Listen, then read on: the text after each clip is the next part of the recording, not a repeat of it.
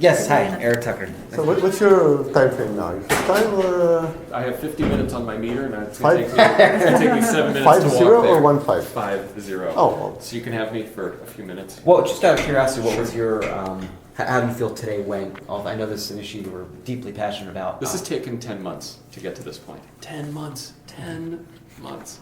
And I look back and I realize, and then it kind of snowballed since February, March, April. Now we're in May. So the last 4 months, I'm not going to, 3 months, have taken a bit of a, it's put me through a lot more stress than I anticipated over honoring Dimitar Peshev. Was it worth it? Absolutely. I think this man is worth, listen, if it were up to me, I built him a statue, a fountain, everything else. I want people to learn that there's a man that when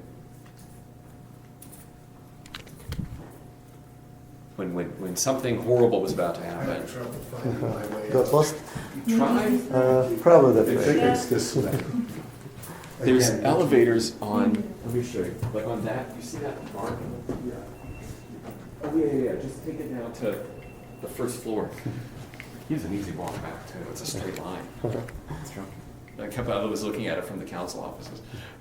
Here's a man that took action in a time when no one was taking action, or people were taking less than favorable action, or not doing enough. And he put everything on the line, and he just kind of went through there like a bulldozer, like a steamroller. Like, I don't care what the consequences are to me, to my family, to everyone. I just have to do what's right.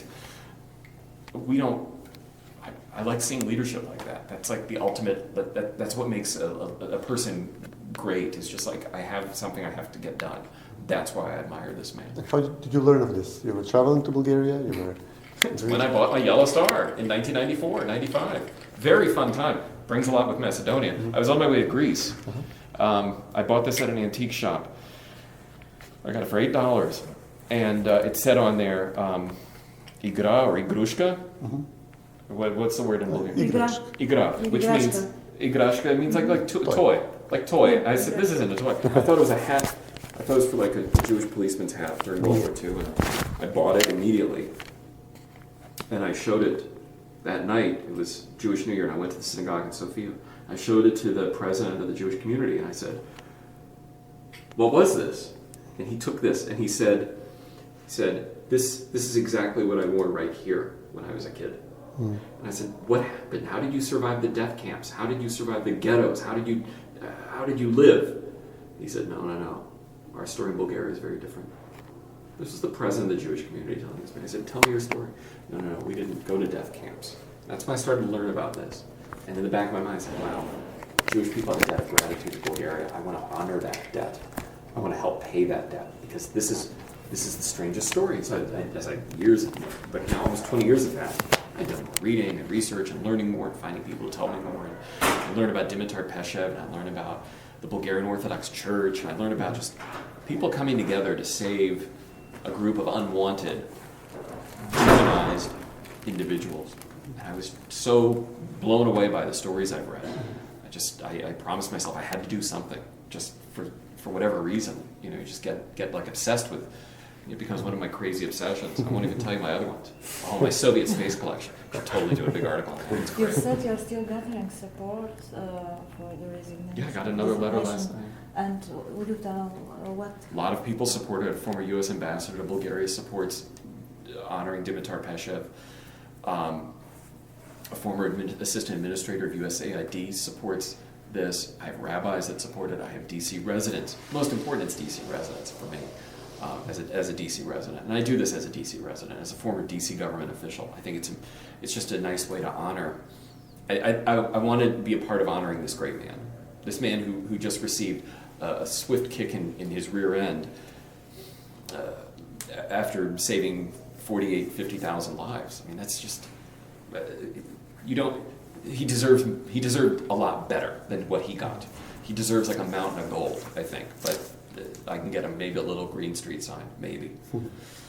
And you know that the Jewish communities, as I asked the professor as well, in the countries which were affected, which were deported, they are usually demand an apology. They demand a change in the comments from the Bulgarian government, the current government, on this issue. And there is even the government is supposed to be voted in tomorrow, supported by a neo-Nazi party, which is You know what? active in People, Bulgaria. all countries during World War II, every single country has a really dark side during World War II. Every single country. The United States has a very dark side with the internment camps for the Japanese. God, I got such a hook for you, dude. But I can't even tell you because that'll go in the article. I don't want the affiliation. But I'll just put it to you this way. Well, I'll tell you later. It's awesome, but I'm not going to talk about that. You know, we put Japanese Americans in internment camps in World War II. The British did not allow Jews to immigrate freely to Palestine and get and find and not be murdered. Okay, every country has blood on its hands from World War II. And frankly, you know, people need to apologize when you make a mistake. I think there's a great lesson in this whole thing, in this whole process. I learned a huge lesson. God, I've learned way too many lessons in this. My hair is grayer for it. My face is more wrinkled for it. But when I helped, I went to the embassy of Bulgaria. I asked them, can you write a letter of support? If you support this, I said, absolutely, we support this. Can you help with a letter of support? They said, sure. Neil, can you look at the letter that we wrote? Yes. I made one little minor error in the letter. I put down Bulgaria was Nazi occupied. Bulgaria was a Nazi ally. That's 100% my mistake. So I go back and that gets published by the Associated Press. You know, it gets picked up. Okay, so you were tipped off by the Holocaust Museum. Well, I'm going to ask you, I was Don't curious. give the sources. You're giving out too many sources anyway. Were you surprised that the reaction from the Holocaust Museum was significantly more muted today than the rhetoric they've used in the past? We'll talk about that in a second. Okay. It's a great question. So what I learned is I made a mistake. The ambassador signed this letter where I made this mistake. What did I do? I go out, AP covered that I apologized, that it was my error. I took full responsibility for my actions. I apologized to the ambassador. I told everyone on the city council. I apologized all over the place. My God. If I can apologize for my errors, you know what, people, a good apology is a good apology. I just hope mine was sincere, and a sincere apology would go a long way. Maybe this is a chance for people to kind of come together and say, hey, let's apologize and move forward. I really hope that would happen. Because time will heal wounds, but it'll really speed it up if you apologize. It's like putting antibiotic ointment on the wound is an apology, and then literally it'll be forgotten, and then everyone can move forward. I'm done. Is that good? Oh, the other thing, this whole project was not a project of the Bulgarian embassy. This was 100% my initiative. 100% my initiative. I take full responsibility for this. This was all my idea.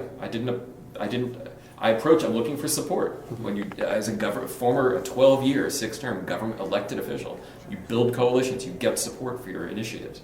I was doing that. Part of that support was, can I get the support of the Embassy of Bulgaria? Can I get the support of the local elected officials for that neighborhood? Can I get the support of rabbis? Can I get the support of this and that, all these people? Yeah, it's the only way to get things to win. Did I go to, do I need the support of the Bulgarian government in Sofia? No. Do I need the support of the Macedonian government? No. Do I need the support of Serbia? No. Do I need the support of Greece? No. Do I need anybody's support? No. I can come with any harebrained scheme I want to the city council.